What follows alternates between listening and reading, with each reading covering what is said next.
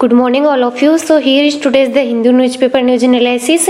और अगर आपको इस लेक्चर की पीडीएफ चाहिए तो आप टेलीग्राम से जाके डाउनलोड कर सकते हैं, जिसका लिंक आपको डिस्क्रिप्शन बॉक्स में मिल जाएगा। सो शुरू करते हैं आज का द हिंदू। तो जो सबसे पहली न्यूज है वो है decision on vaccine for precaution dose soon. तो इसमें एक इम्पोर्टेंट टर्म दे रखी है, वो है national immunisation technical advisory group. तो ये एक तरह की एडवाइजरी कमेटी होती है consisting of multidisciplinary group of experts responsible for providing information to national government that is used to make evidence based decisions regarding vaccine and immunisation policy. इसमें आप एक चीज ध्यान रखिएगा, जो इंडियन कॉन्स्टिट्यूशन की जो 7th शेड्यूल है उसमें 3 लिस्ट है, सेंट्रल लिस्ट, स्टेट लिस्ट और कॉन्करेंट लिस्ट। तो जो हेल्थ है वो स्टेट लिस्ट में आता है। तो जो आगे की न्यूज है वो काफी इंपॉर्टेंट है, इसमें एनवायरनमेंट के पॉइंट ऑफ व्यू से क्वेश्चन बन सकता है। तो ये है ओडिशा रेडियोटेक्स रेस्क्यूड इंडियन पेंगोलिन। इसके अलावा इसमें जो इम्पोर्टेंट फैक्ट्स दे रखे हैं वो हम देख लेते हैं। तो इसमें है जो नंदनकानन जूलॉजिकल पार्क है वो लोकेटेड है ओडिशा में, तो ये ध्यान रखिएगा। तो वर्ल्ड लेवल पर ये ओनली कंजर्वेशन ब्रीडिंग सेंटर है फॉर इंडियन पेंगोलिन्स, तो ये ध्यान रखिएगा। इसके अलावा after Madhya Pradesh Odisha is the second state in the country to release a radio tagged Indian pangolin in the wild. तो ये ध्यान रखिएगा, जो फर्स्ट है वो है एमपी यानी मध्य प्रदेश। इसके अलावा ध्यान रखिएगा, जो इंडियन पेंगोलिन है वो लार्जेस्ट है अमंग 8 पेंगोलिन स्पेसीज। और जो इंडियन पेंगोलिन है उसकी बात करें तो जो आईसीएन है उसमें से इंडेंजर्ड की कैटेगरी में रखा गया है। इसके अलावा जो इंडिया का वाइल्ड लाइफ प्रोटेक्शन एक्ट है 1972 का, उसमें इंडियन पेंगोलिन को जो शेड्यूल फर्स्ट है उसमें रखा गया है। और अगर बात करें नंदनकानन जूलॉजिकल पार्क की, तो जैसा मैंने पहले बताया ये ओडिशा में लोकेटेड है और इसे एस्टेब्लिश किया गया था 1960 में। और ये फर्स्ट जू बन गया है इंडिया का to join World Association of Zoos and Aquarium, और इसने ज्वाइन किया था 2009 में, तो ये ध्यान रखिएगा। और जो कंजिया लेक है वो भी यहीं लोकेटेड है। तो जो नंदनकानन जूलॉजिकल पार्क है उससे रिलेटेड है कंजिया लेक। तो जो आगे की न्यूज है वो साहित्य अकादमी अवार्ड्स के बारे में है। तो अभी जो साहित्य अकादमी अवार्ड्स दिए गए हैं तो उनमें जो नमिता गोखले है उनको इंग्लिश जो नॉवल है उनका थिंग्स टू लीव बिहाइंड, उसके लिए साहित्य अकादमी अवार्ड दिया गया है। इसके अलावा ध्यान रखिएगा, जो साहित्य अकादमी अवार्ड है वो स्टार्ट किए गए थे 1954 में। इसके अलावा जो साहित्य अकादमी अवार्ड है वो 24 लैंग्वेजेस में दिए जाते हैं। तो उसमें जो 8th शेड्यूल है जो इंडियन कॉन्स्टिट्यूशन की, उसमें जो 22 लैंग्वेज है उसमें plus English and plus Rajasthani. तो इसमें ध्यान रखिएगा कि जो साहित्य अकादमी अवार्ड है वो 24 लैंग्वेज में दिए जाते हैं, और जो राजस्थानी और जो इंग्लिश है वो जो इंडियन कॉन्स्टिट्यूशन की जो 8th शेड्यूल है उसमें ऐड नहीं है। तो जो आगे की न्यूज है उसमें एक इम्पोर्टेंट इंटरनेशनल ऑर्गेनाइजेशन दे रखी है, वो है नाटो। तो उसके बारे में हम देख लेते हैं। तो जो नाटो है उसे बोला जाता है नॉर्थ अटलांटिक ट्रीटी ऑर्गेनाइजेशन, जिसे बनाया गया था 4 अप्रैल 1949 में। और ये एक तरह का मिलिट्री अलायंस है, और जो इसका हेडक्वार्टर है वो है ब्रुसेल्स बेल्जियम में। और जो मोस्ट रिसेंटली जो कंट्री ऐड हुआ है वो है नॉर्थ मैसेडोनिया, तो ये ध्यान रखिएगा।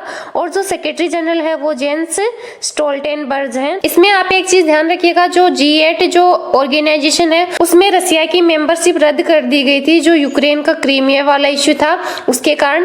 फिर जो ये ऑर्गेनाइजेशन है ये G7 रह गया है। तो जो G7 है उसे बनाया गया था 1975 में, तो ये ध्यान रखिएगा। तो जो अगली न्यूज है इसमें एक इम्पोर्टेंट बॉडी दे रखी है, वो है NIA यानी नेशनल इन्वेस्टिगेशन एजेंसी। तो इसके बारे में हम देख लेते हैं। तो जो नेशनल इन्वेस्टिगेशन एजेंसी है वो India's counter terrorist task force है। इसके अलावा ये डील करती है with terror related crimes across states without special permission from the state. जो स्टेट है उनसे परमिशन लेना नेसेसरी नहीं है, और इसे बनाया गया था 2009 में। और जो इसका हेडक्वार्टर है वो है न्यू दिल्ली में, और जो इसकी ब्रांचेज हैं वो है हैदराबाद, गुवाहाटी, कोची, लखनऊ, मुंबई, कोलकाता, रायपुर एंड जम्मू। तो ये ध्यान रखिएगा, जम्मू में भी इसकी ब्रांचेज हैं। और जो गवर्निंग बॉडी है वो है मिनिस्ट्री ऑफ होम अफेयर, तो ये ध्यान रखिएगा। और जो एजेंसी एग्जीक्यूटिव है वो है कुलदीप सिंह। तो जो आगे एडिटोरियल है, तो जो फर्स्ट वाला एडिटोरियल है ये बात करता है नेशनल फैमिली हेल्थ सर्वे के बारे में, जो कि अभी 5th नंबर का प्रस्तुत किया गया है। तो इसके बारे में हम देख लेते हैं कि कौन कौन से इंपॉर्टेंट फैक्ट्स दे रखे हैं इसमें। तो जो नेशनल फैमिली हेल्थ सर्वे है वो एक कंट्री वाइड सर्वे है जो कि कंडक्ट कराया जाता है ministry of health and family welfare के द्वारा, और इसमें जो नोडल एजेंसी है वो है international institute for population science, तो ये ध्यान रखिएगा। और जो नेशनल फैमिली हेल्थ सर्वे जो फर्स्ट नंबर का लाया गया था वो लाया गया था 92-93 में, सेकंड लाया गया था 98-99 में, थर्ड लाया गया था 2005 एंड 6 में, और फोर्थ लाया गया था 2015 एंड 16 में, और जो अभी लाया गया है वो है 5th नंबर का। इसके अलावा जो एडिटोरियल में जो इंपॉर्टेंट फैक्ट्स दे रखे हैं वो हम देख लेते हैं। तो इसमें बोला गया है कि जो नेशनल फैमिली हेल्थ सर्वे जो 5th नंबर का है उसमें एक गुड न्यूज बोल सकते हैं कि जो पॉपुलेशन है वो स्टेबलाइज हो गई है। तो उसमें बोला गया है कि जो टोटल फर्टिलिटी रेट है जो कि average number of children born per woman होती है तो वो डिक्लाइन हुई है 2.2 टू 2.0, तो ये ध्यान रखिएगा। तो इसमें हम एक गुड पॉइंट बोल सकते हैं कि जो प्रोपोर्शन ऑफ वुमेन्स हैं जिनकी एज है 15 to 24 year who use menstrual hygiene products has increased by almost 20%, जो कि अभी करंटली है 77.3%। तो ये ध्यान रखिएगा कि जो मेंस्ट्रुअल हाइजीन प्रोडक्ट्स हैं उनका यूज बढ़ा है। तो ये वाला एडिटोरियल बात करता है केरला की पॉलिटिक्स के बारे में। तो ये एग्जाम के पॉइंट ऑफ व्यू से इम्पोर्टेंट नहीं है, लेकिन केरला की लोकेशन हम देख लेते हैं। तो ये है केरला जो कि बॉर्डर टच करता है कर्नाटका के साथ में और तमिलनाडु के साथ में। और जो पुदुचेरी है तो जो पुदुचेरी का माही पुदुचेरी आता है वो केरला के अंडर में आता है, तो ये ध्यान रखिएगा। इसके अलावा केरला को फॉर्म किया गया था 1956 में। इसके अलावा जो केरला है वो 21st लार्जेस्ट स्टेट है बाई एरिया। अगर पॉपुलेशन के हिसाब से देखें तो केरला की जो पोजीशन है वो है 23rd, और जो गवर्नर है वो है आरिफ मोहम्मद खान, तो ये ध्यान रखिएगा।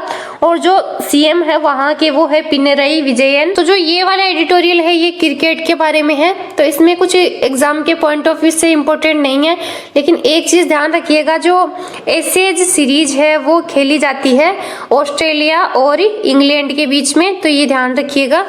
इसके अलावा जो नेक्स्ट एडिटोरियल है वो बात करता है जो अभी गवर्नमेंट के द्वारा कुछ जो एनजीओ जो उनके लाइसेंस कैंसिल कर दिए गए हैं, तो उसके बारे में ये एडिटोरियल लिखा गया है। तो FCRA क्या है उसके बारे में हम जान लेते हैं। जो FCRA है उसे बोला जाता है फॉरेन कंट्रीब्यूशन रेगुलेशन एक्ट, तो ये ध्यान रखिएगा। और जो इम्प्लीमेंट किया जाता है वो किया जाता है मिनिस्ट्री ऑफ होम अफेयर के द्वारा, और जो सबसे पहले इनेक्ट किया गया था वो किया गया था 1976 में, तो ये ध्यान रखिएगा। इसके अलावा ये एक स्टैट्यूटरी बॉडी है, और जो इसमें अमेंडमेंट किया गया था वो किया गया था 2010 में। इसके अलावा जो सेक्शन 5 है वो डिफाइन करता है कि जो यूनियन गवर्नमेंट है वो रेस्ट्रिक्शन लगा सकती है एनजीओज पर।